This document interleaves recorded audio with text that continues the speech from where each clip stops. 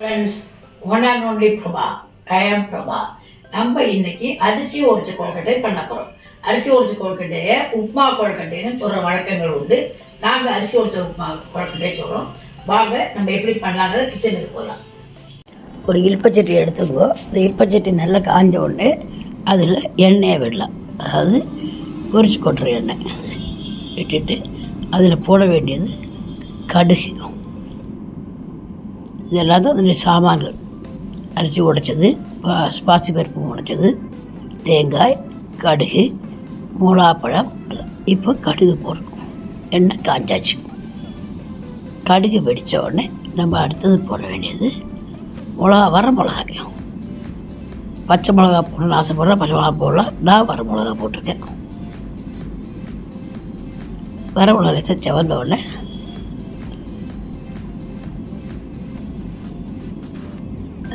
செவந்தாச்சு. கருவேப்பிலை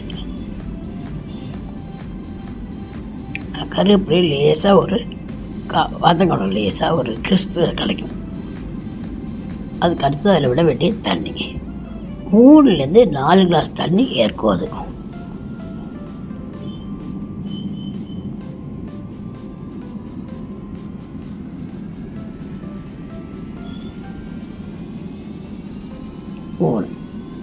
உங்களுக்கு தோணிச்சு கம்மியாக சொன்னால் நீங்கள் 4 கிளாஸ் வரைக்கும் அவ்வளோ 4 கிளாஸ் தண்ணி விட்டாச்சு.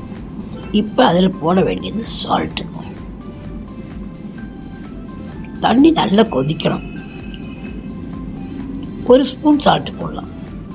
இப்போ இந்த அரிசியை பற்றி பேசுகிறேன்னா, இந்த அரிசியை நான் பச்சரிசி அரிசியை களைஞ்சி உணர்த்தி அதை எடுத்து வச்சுருக்கேன். அந்த அரிசியும் பாசிப்பருப்பு, அதாவது 2 கிளாஸ் அரிசியும் ஒரு அரை கிளாஸ் பாசிப்பருப்பும் போட்டு திரித்து வச்சுருக்கேன். ஒரு ரவை பதத்தில் திரிக்கலாம். மாவும் ஆகிடக்கூடாது, அரிசி பருப்பு முழுசாக இருக்கக்கூடாது. இப்போ தண்ணி கொதித்த உடனே அடுப்பில் தேங்காயை போடணும். இப்போ தேங்காயும் கொதித்த உடனே அதை வறுத்து வச்சுருக்கோம், திரித்து வச்சுருக்கோமே ரவை பதத்தில், அதை போட்டு கிண்டணும். நல்லா கொதிக்கிறது. இது 2 கிளாஸ் அரிசியும் 1/4 கிளாஸ் பாசிப்பருப்பும், வறுத்த பாசிப்பருப்பு. அரிசியை அப்படியே பண்ணுறாலும் இருக்கா. பட் நான் அரிசியை நல்லா 2 வாட்டி 3 வாட்டி களைஞ்சிட்டு அதை ஒரு துவரத்தில் ஃபேனுங்க உடச்சி வச்சுருந்தேன். அப்போ கொஞ்சம் கூட ஒயிட்டாக இருக்கும் அந்த இது. உங்களுக்கு இந்த டைமில் கூட கட்டியாக இருக்குதுன்னு தோணினா ஒரு அரை கிளாஸ் வெந்நீர் சேர்த்துக்கலாம். தண்ணி சேர்க்கக்கூடாது, அரை கிளாஸ் வெந்நீர் சேர்த்துக்கலாம். உங்களுக்கு சப்போஸ் தோன்றது ஐயோ வேகலையே அப்படின்னு தோணும், அதை கொஞ்சம் மூடி வச்சிடலாம். அது நல்லா ஒரு 5 மினிட்ஸ் மூடி வச்சா போதும். ஏன்னா கொதிச்ச வெந்நீரில் போட்டதுனால அது நல்லா வெந்துடும். தண்ணி இல்லாமல் இருக்கணும், அது ரொம்ப இம்பார்ட்டண்ட். ஏன்னா அது கொழுக்கட்டை பிடிக்கணும் நம்ம. இப்போ இது உப்பு பதத்தில் வெந்தாச்சு.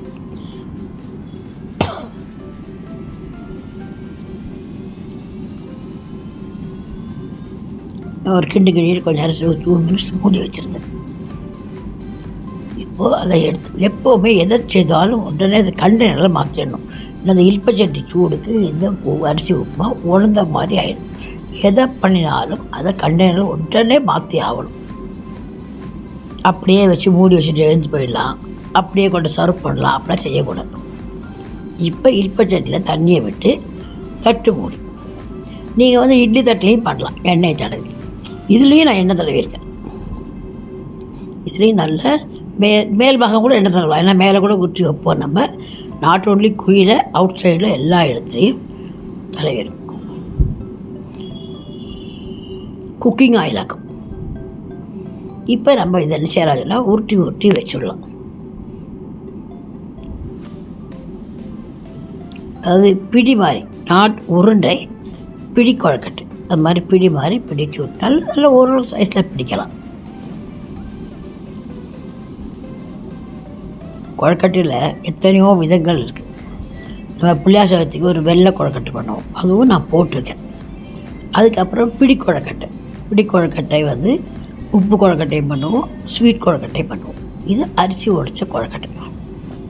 இந்த அரிசி உடைச்ச கொழுக்கட்டை நைட் டின்னருக்கு வச்சுக்கலாம்.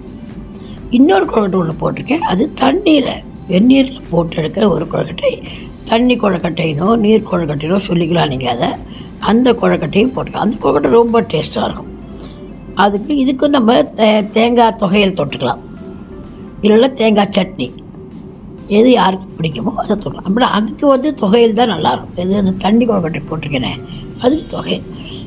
இதுக்கு நம்ம சட்னி அரைச்சிக்கலாம்.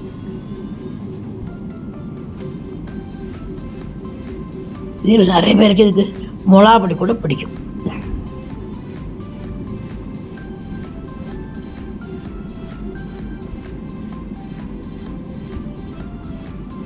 அவ்வளோதான்.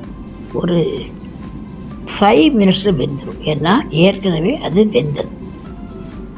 அதனால் 5 மினிட்ஸு சிம்மில் போட்டாலும் வரும். 5 to 6 மினிட்ஸ் சிம்மில் போட்டோன்னா அது வெந்து கிடைக்கும். நல்லா வெந்தால் உங்களுக்கு அது உடஞ்சே போகாது. அப்படியே எடுத்து வச்சுக்கலாம். கொஞ்சம் சுடுறதுனால நான் தண்ணி தொட்டுக்கிறேன். ஆறிதான் தண்ணி வேண்டாம், பட் சூடாக எடுத்துருவோம். இல்லாட்டி இதேமாரி தான் அந்த சூட்டுக்கு அந்த இட்லி தட்டு பூரா ஒட்டின்னுடும். இது நைட் டின்னருக்கு பண்ணலாம், இல்லைனாக்கா மார்னிங் டைம் இருக்காது, மார்னிங் பிரேக்ஃபாஸ்ட்டுக்கும் பண்ணலாம்.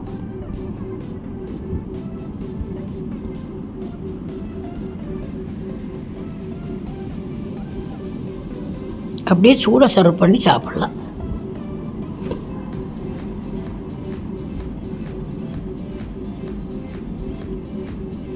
அடுத்த ஈடை ரெடியாக உருட்டி வச்சுக்கணும். அப்போ உங்களுக்கு 2வது ஈடு ஈஸியாக இருக்கும். பட் 2வது ஈடுக்கு தண்ணி விடணுங்கிறத நம்ம மறந்துடக்கூடாது. அது ரொம்ப இம்பார்ட்டன்ட். தண்ணி வற்றி போயிடும், திரும்பி தண்ணி விடணும். அதில் அந்த இட்லி தட்டுச்சியாக தண்ணி விட்டோம்னா அந்த இட்லி தட்டு ஈரப்பசை இருக்கும். அடுத்து பிடிச்சி வச்சு ரெடியாக வச்சதுனால அப்படியே அதை வச்சுட்டோம். இதுவும் சிம்மில் போட்டு ஒரு 5 to 6 மினிட்ஸில் இதுவும் வெந்துடும். இப்போ ஒரு ஈடு எடுத்துட்டு 2 பேரும் சாப்பாடு கொடுக்கும்போது அடுத்த ஈடு ரெடி ஆகிடும். இப்போ இதை வேகும்போது நம்ம அடுத்த ஈடை ஊற்றி வச்சுக்கலாம்.